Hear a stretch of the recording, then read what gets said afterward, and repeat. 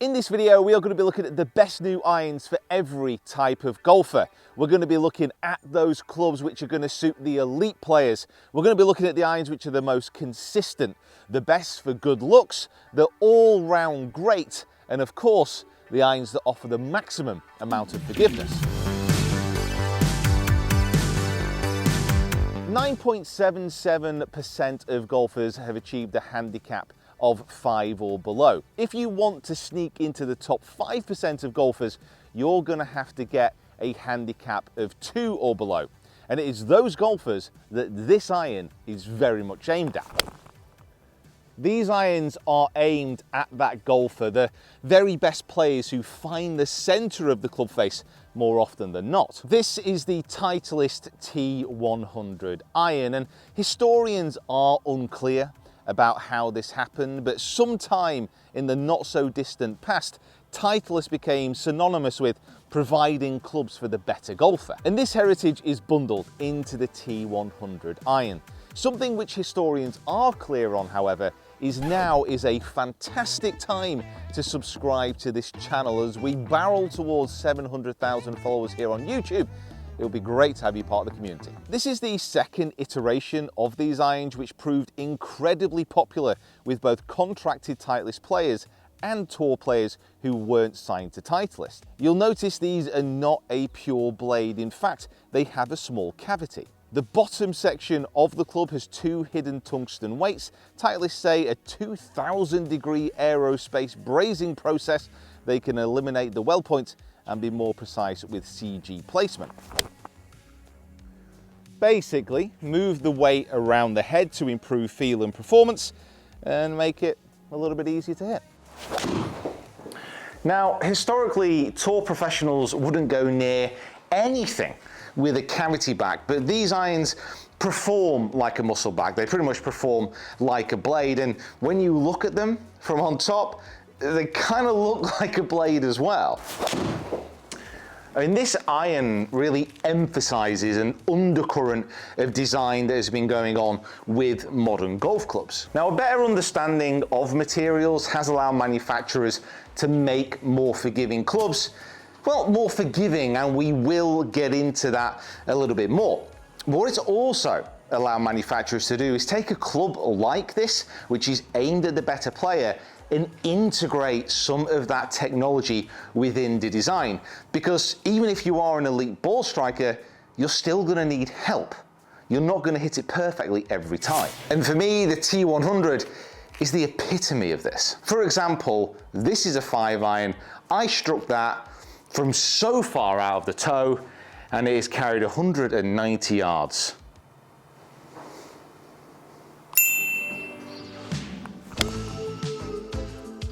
There are a lot of positives as far as how this iron feels. The strike and the sound on it is really solid.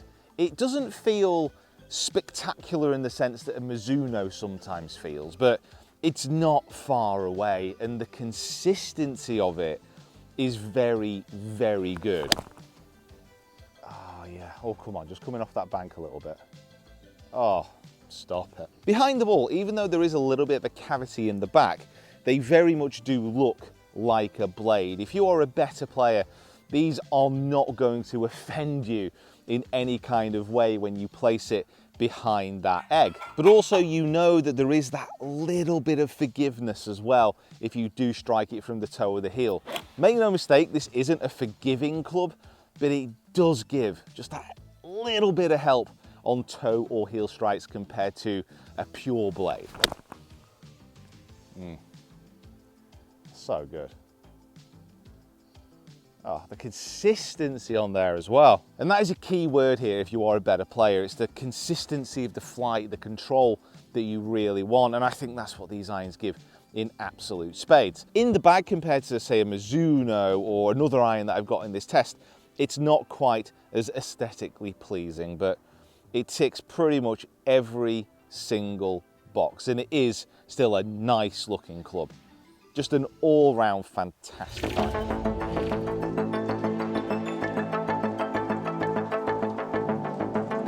A consistent iron should reward good strikes. It should help with those bad ones. It should look good, it should feel solid, and it should be there for you as the shadows and the night closes in and those dark whispers start to echo from the corners. What will be there for you? Well, the Callaway Apex TI Fusion could do the trick. Oh my God, has this just proven my point? Do it, oh my God, please go in. I almost missed that.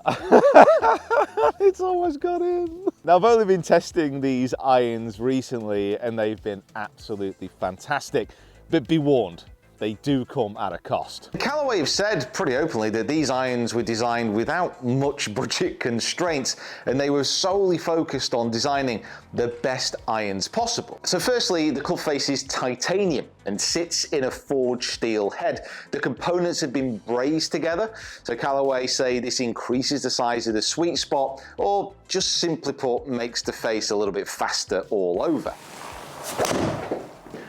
So the hollow head has micro...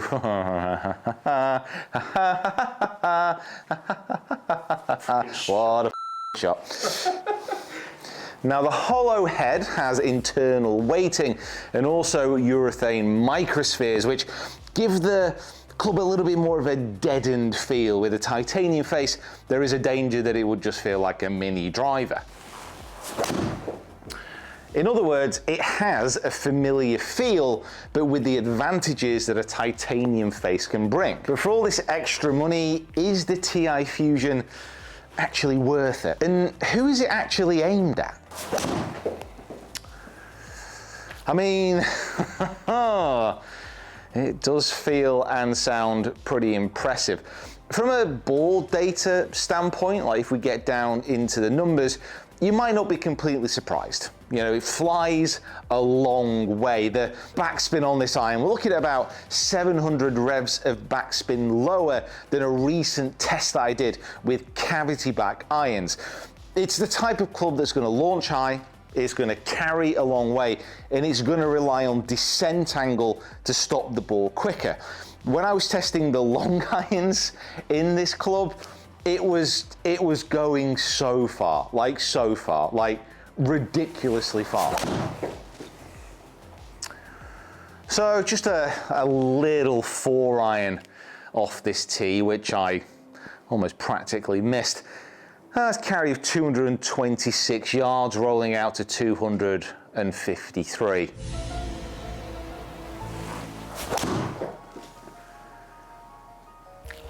Honestly,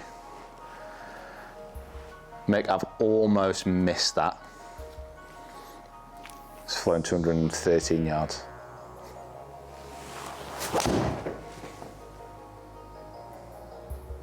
Oh my word. It's a little bit right. How far is that going to carry? 230 yards.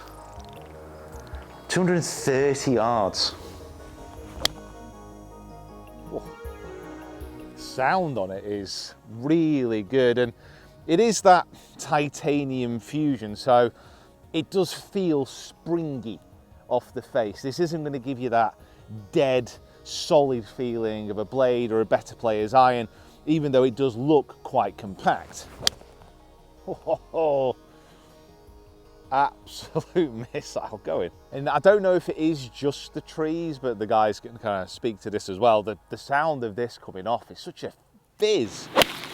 Behind the ball, any club which has been murdered out, which has this black finish, is always going to look good to the eye. Oddly enough, on camera, shinier clubs look better than something which is darker. And even though this has a bigger cavity than the T100, for example, it does hide it really well behind the ball. Like, I wouldn't feel weird if I put these in the bag, for example, even though they do come off at 1,000,000 miles an hour. It's just really easy to hit, really easy. Yeah, I am a fan, I must admit. They're expensive as anything, but they feel great and they look really good. My biggest point of praise I could probably give these irons is, even though they have that titanium fusion, it's a bit springy, but it doesn't feel like previous iterations of this iron. One negative, I've had the wrapper off this particular iron for, what, about 30 minutes. And you can see some of the paint has already been knocked off. And to be honest, that's always been the issue with these types of iron. You can see here on the bottom, like with this brand new iron, I've hit maybe, what, 5-6 shots. See, it's already wearing off. Yeah, so whichever manufacturer does manage to crack that conundrum of having a dark-headed club finish but maintaining that for a consistent amount of time, then yeah, you can have my money. So listen, I love the way that these look. I think they actually feel really solid as well for a titanium face. It's pretty remarkable. The negative, let's face it, is the price. If you want these irons and you can afford them, then fantastic. Like, you're going to have the best time. If not, then maybe wait a few years when they come down in price.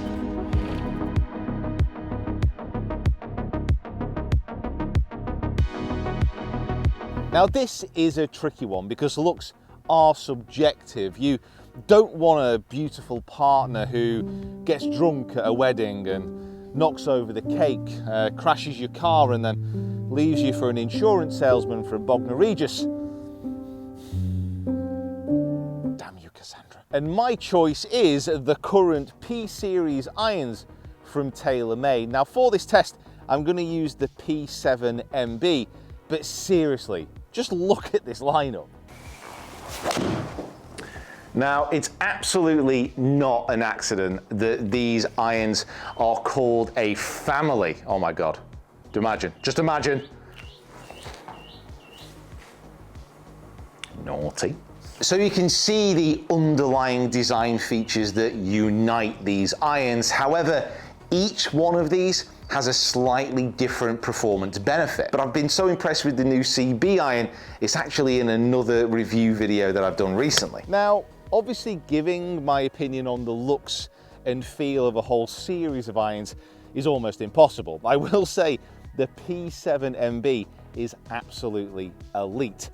Kind of scary to look at. It is a very, very small head, and this is why only the very best players tend to use this club. But as mentioned, that consistency of the aesthetic across the whole series is really noticeable, and I think it really does have to be commended. It was a conscious choice by the designers to do it that way. One thing I'd say is across the series of the TaylorMade P irons is you will find as you get towards the P790 type of variety, they're going to go further. They're going to spring off the face with a little bit more venom. And that's the same with any series of iron from any manufacturer, but for looks, these are the best. Probably the slight negative that you have with TaylorMade irons is when will they be replaced? You know, what's going to be coming next? But if they continue to look as good as this current P-Series, then yeah, the more the merrier. Oh, Dad, let me save myself.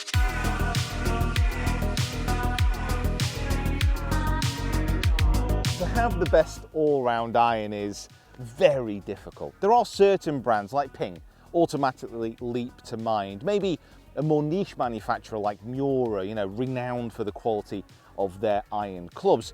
And even Mizuno, well, let's be honest, they do feel ridiculous. But for me, this year, the Wilson Dynapower Forged has just continually found its way into my hands. So the Dynapower Forged for me is in a rare category when a club manufacturer manages to bring three things together in harmony: performance, looks, and price. In the first two categories, these irons are up there with absolutely anything else in the market, and they are cheaper on price. It will also stick in my mind for the next decade. You know, I think of clubs, the TaylorMade M1, M2, the Odyssey 2-ball, the Vokey SM8s, the Mizuno MP20 irons, the Ping G430 Max. These are all clubs that I'm gonna look back on and think they were awesome. And the Dynapower Forged is in that list. Now this is a player's distance iron, so think mid to high single digits handicap, but to be honest, I kind of think anyone under a 20 handicap could probably use this club successfully. They're constructed from a forged 8620 carbon steel with optimized power hole construction. That's on the 4 to the 7 irons only. Plus they've got a low center of gravity and a high moment of inertia. So this is all going to give you faster, longer, straighter shots, but of course, every manufacturer will say this. The face also has a variable thickness to help with strikes that don't hit the center of the club. Now, looks-wise, behind the ball, they're just really solid. The angles on the edges maybe aren't quite as sharp as some of the other clubs on this test, and I do like the club to fit quite square into the address position, but it's still a very good looking iron, and feel wise it really is up there with the best clubs that I've hit this year. The sound and the explosiveness of impact is really special. I think if there was a slight negative about these clubs, it would be that they spin a little bit less than some of their predecessors. So if you're a low handicap golfer, these might not be the best for you. But honestly, if I put a slightly higher spinning ball in the bag, I could easily game these. I honestly love them that much. Oh, they're just great. They're really great.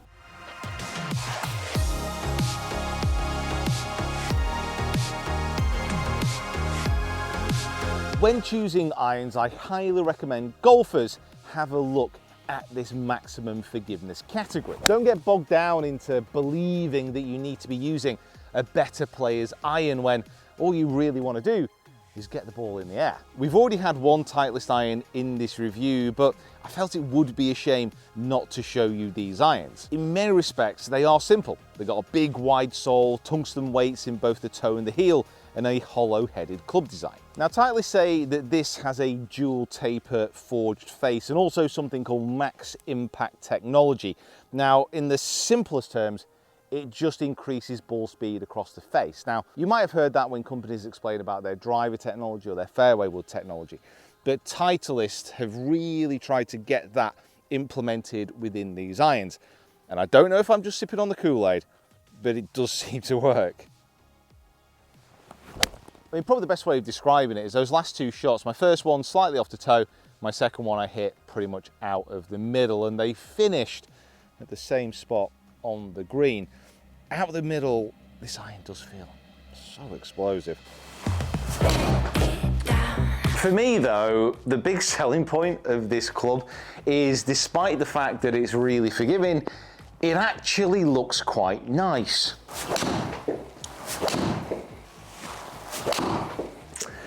Because you can get forgiving irons that actually don't look very nice at all, whilst these, they have a certain presence. They look nice in the bag.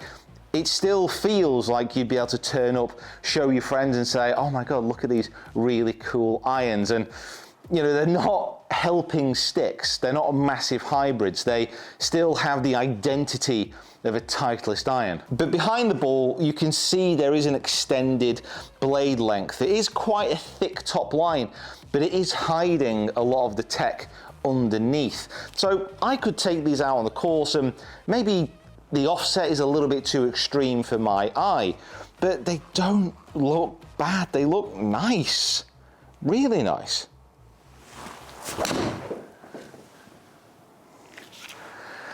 And they feel even nicer. Daddy! Within this category, there are bigger irons, and if I'm going to be completely honest, I could probably have a search around and find something which is a little bit more forgiving. But can I get an iron which looks as good as this and performs as well? That is the difficulty, and that is why I have plumped for this particular model. I mean, that's a really, really good example. That was thin. I caught that out of the bottom of the club, and it's still managed to get up and potentially be the closest to the pin so far.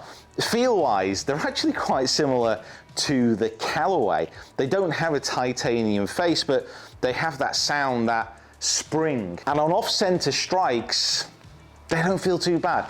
Obviously, you're still going to feel the vibrations through the hands. If you catch it off the toe, the club face is going to twist, and off the heel as well. But the ball just seems to get up. It seems to go down towards the target. And I have reviewed clubs before that are similar to this. You know, There's been so many across the years. The Wilson launch pads, for example. You could literally miss the ball with those and it'd still go down the fairway. These aren't that forgiving, but they also don't look like a dumpster fire. Mick, you know what? We were joking before about how next year I should just put like an iron like this in the bag, because I'm hitting it all over the face and every single one of these shots is managing to find the green. I think you should do it. I think I should do it. We've just come into the corner here because I just want to show you something. So those last two shots that I hit were not good. Like one was very, very thin, another one was heel thin. So they've carried 191 and 188. Now, literally the shot before was one of my best strikes and that carried 195. So in the space of 3 shots, I've hit one out of the middle, and then I've hit 2 dodgy ones and only seen a very small drop off considering the amount of difference within the strike. You can see via the peak heights. So we go from 91 feet up in the air with a really good strike down to 73 and 75, and yet we're still getting that carry out there. So you're not going to be getting the spin of a blade or a muscle back, but you are going to be getting the extra help. Now, as I mentioned, I've put this in the forgiving category because it is forgiving, but it also looks fantastic. If you do want to see a few more forgiving irons, then check out this video here.